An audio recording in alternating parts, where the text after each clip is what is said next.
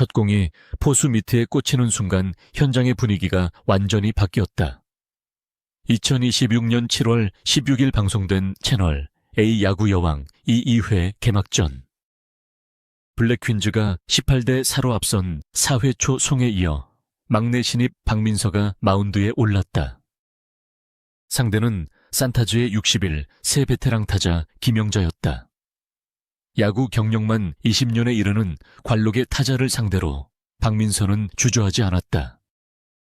첫 투구부터 스트라이크 존을 정확히 통과시켰고 공을 받은 포수와 더그아웃의 선수들은 동시에 놀란 표정을 지었다. 박재홍 해설위원은 박민서의 움직임을 본 뒤 투구 메카닉이 프로 선수 같다고 평가했다. 단순히 빠른 공 하나가 아니었다.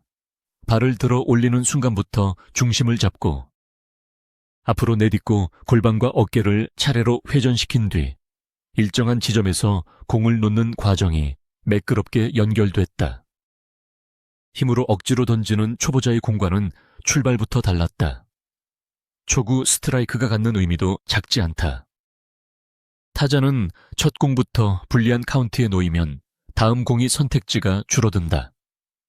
투수는 빠른 공을 다시 던질 수도 있고 존 바깥으로 유인하는 공을 선택할 수도 있다. 반대로 초구가 볼이 되면 타자는 기다릴 여유를 얻는다. 박민서가 베테랑을 상대로 첫 공부터 스트라이크를 넣었다는 것은 경기 주도권을 먼저 잡았다는 뜻이다. 특히 데뷔 등판에서는 손에 힘이 과하게 들어가 공이 높게 빠지기 쉽다. 그러나 그녀는 포수 밑의 위치를 보고 자신의 동작을 끝까지 수행했다. 긴장 속에서도 평소 리듬을 유지했다는 점이 구속 수치만큼 중요했다.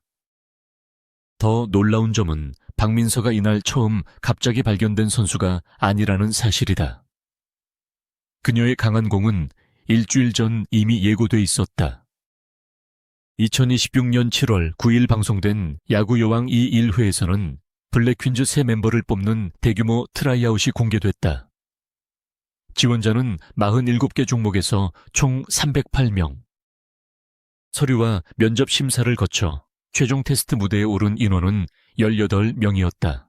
추신수 감독과 윤성민 코치. 이대형 코치는 수비가 가능한 3루수와 포수 좌익수뿐 아니라 실전에 투입할 수 있는 확실한 투수 자원을 찾고 있었다. 그 자리에서 골프 선수로 소개된 박민서가 공을 잡았다.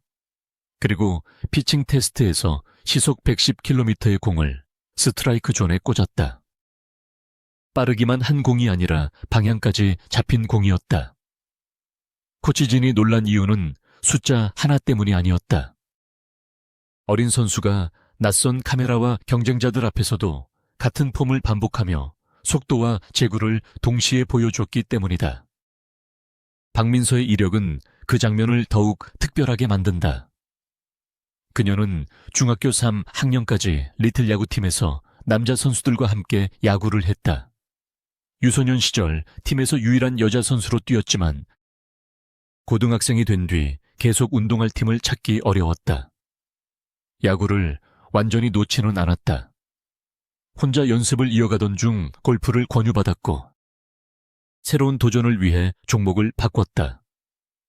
겉으로 보면 골프 선수가 야구 예능에 도전한 것처럼 보였지만 실제로 그녀의 몸에는 오랫동안 익힌 야구의 움직임이 남아 있었다.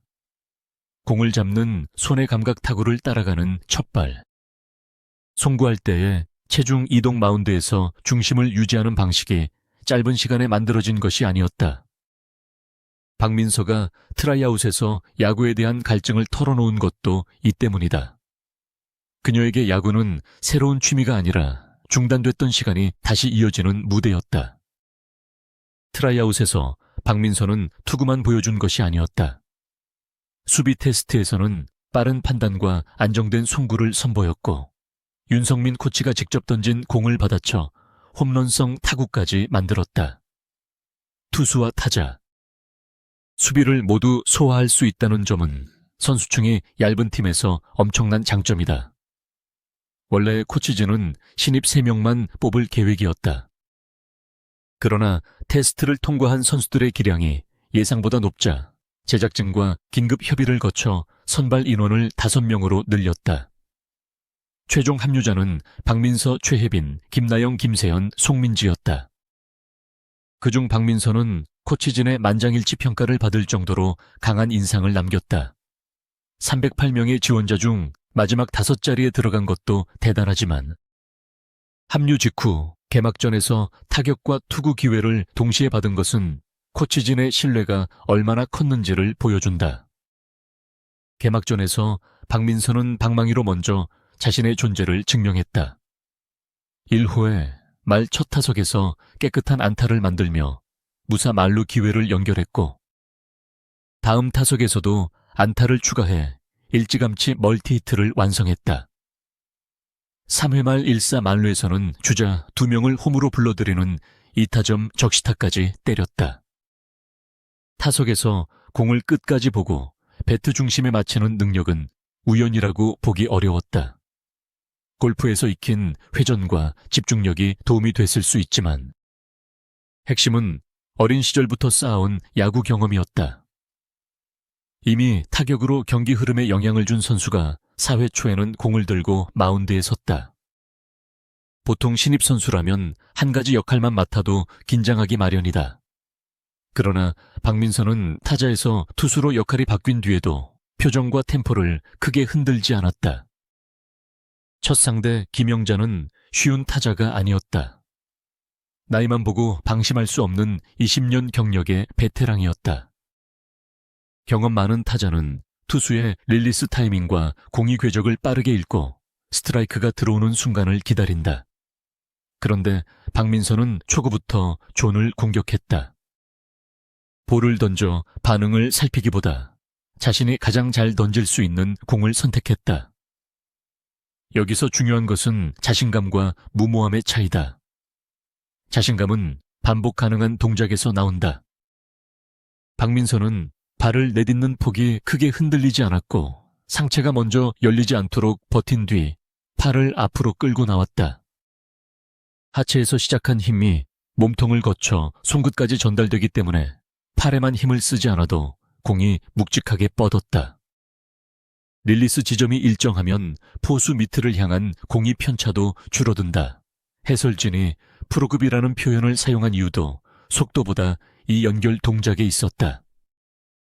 시속 110km라는 기록은 트라이아웃에서 나온 수치다.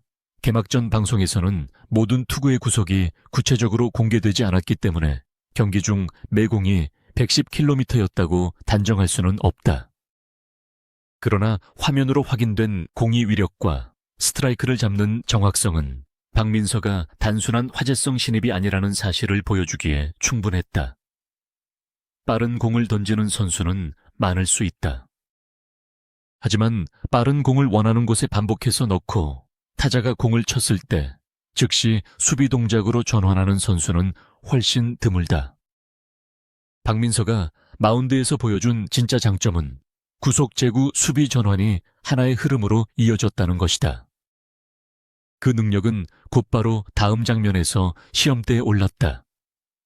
타자가 친 공이 마운드 앞으로 굴러오자 박민서는 직접 처리하기 위해 빠르게 달려나갔다.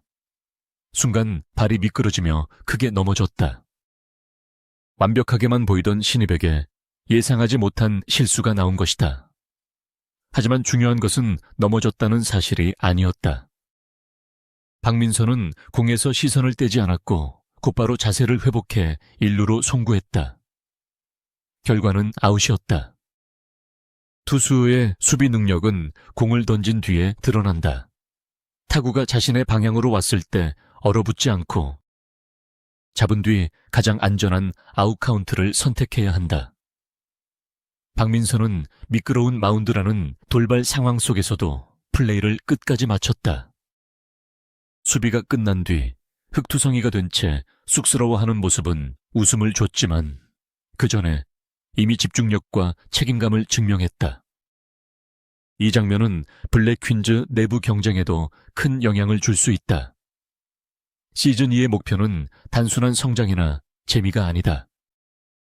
제작진이 공개한 조건은 승률 6할, 이 목표를 달성하지 못하면 팀이 해체될 수 있다는 압박까지 걸렸다. 이런 상황에서는 이름값보다 실제 경기에서 아웃카운트를 만들 수 있는 선수가 필요하다. 기존 투수 송하와 장수영이 중심을 잡고 있는 가운데 박민서가 안정적으로 이닝을 맡을 수 있다면 운영 방식이 달라진다. 선발 투수가 흔들렸을 때 빠르게 교체할 수 있고 상대 타선에 따라 다른 유형의 투수를 투입할 수도 있다. 더구나 박민서는 타격과 수비까지 가능하다. 투수로 등판하지 않는 날에도 타순과 야수 포지션에서 활용할 수 있기 때문에 엔트리 한 자리가 여러 역할을 수행하는 셈이다. 물론 한 경기의 강렬한 장면만으로 완성된 에이스라고 단정해서는 안 된다. 앞으로 확인해야 할 부분도 많다.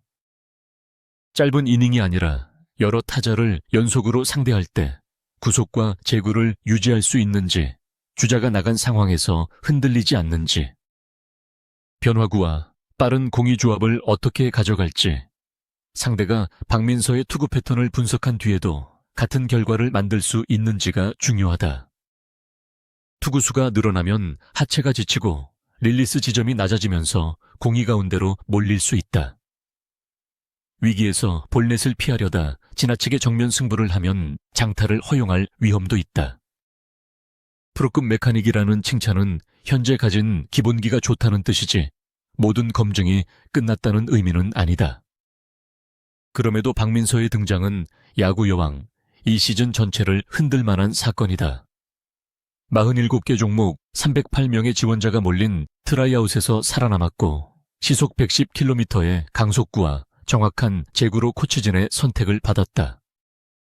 7월 9일 첫 방송에서 가능성을 보여준 뒤 불과 일주일 만인 7월 16일 개막전에서 안타와 2타점 적시타, 그리고 마운드에서의 스트라이크까지 실제 결과로 연결했다. 60일 새 베테랑 김영자를 상대로 초구부터 존을 공격했고 넘어지는 상황에서도 타구를 처리해 아웃카운트를 만들었다. 이 모든 장면은 박민서가 단순히 어린 막내가 아니라는 사실을 증명한다. 그녀는 야구를 잠시 떠났던 골프 선수가 아니라 다시 돌아올 기회를 기다렸던 야구 선수에 가깝다. 추신수 감독이 원했던 것은 당장 경기에 투입할 수 있는 확실한 자원이었다. 박민서는 첫 경기에서 그 질문에 가장 직접적인 답을 내놓았다. 빠른 공이 필요하면 마운드에 오를 수 있고 점수가 필요하면 타석에 설 수 있으며 타구가 오면 몸을 던져 아웃을 만들 수 있다. 이제 관심은 한 번의 놀라운 데뷔가 아니라 다음 경기로 향한다. 박민서가 같은 투구 폼과 제구를 반복한다면 블랙퀸즈의 막내라는 표현은 오래가지 않을 수 있다. 팀의 승률, 6할 도전을 책임지는 핵심 투수, 그리고 경기 흐름을 바꾸는 중심 타자로 자리 잡을 가능성이 있기 때문이다. 첫 스트라이크 한 개가 모두를 놀라게 했다면 다음 스트라이크는 블랙퀸즈의 시즌 운명을 바꿀지도 모른다.